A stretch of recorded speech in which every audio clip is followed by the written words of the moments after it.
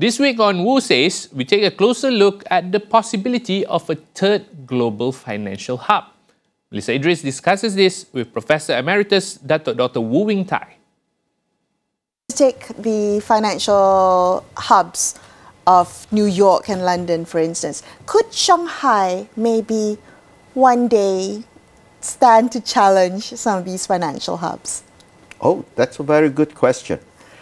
I think yes, it could, but the first thing that must happen to be a big financial hub is that people want to come use your bank. They want to come use your bank because they want to use your currency. So to be a great international financial center, the precondition is your currency must be an international currency. Right. Because then people want to use your currency, so they come use your banks. And because the important point here to note is what I saw, economies of scale. That means that if a banking sector is already very big, the cost of operating in that banking sector is lower than a small banking center like Singapore. Because New York is so much bigger that the cost of operating there is lower than Singapore.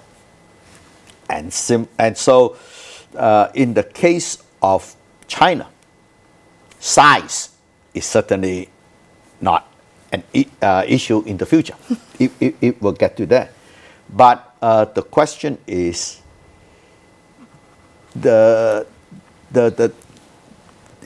so economies of scale is important. There's one important fact to realize is that if we believe in what I say of economies of scale, in the end, there should only be one currency.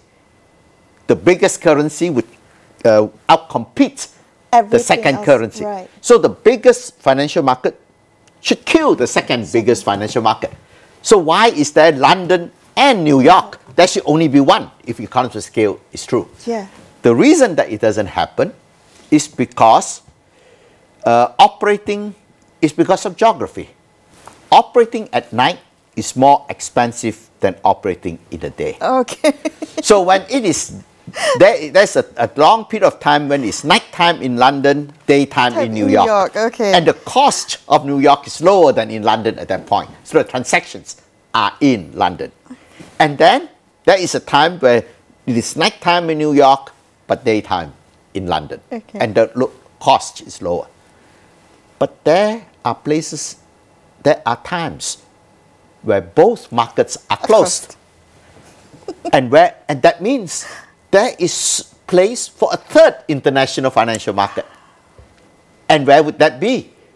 That would be in East Asia. It could be Singapore, it could be Sydney, could be Shanghai, could be Tokyo, could be Seoul. Now we know there's an opening. Excellent. Is China destined to get that opening? Catch the full conversation of this on all AWANI International social media accounts.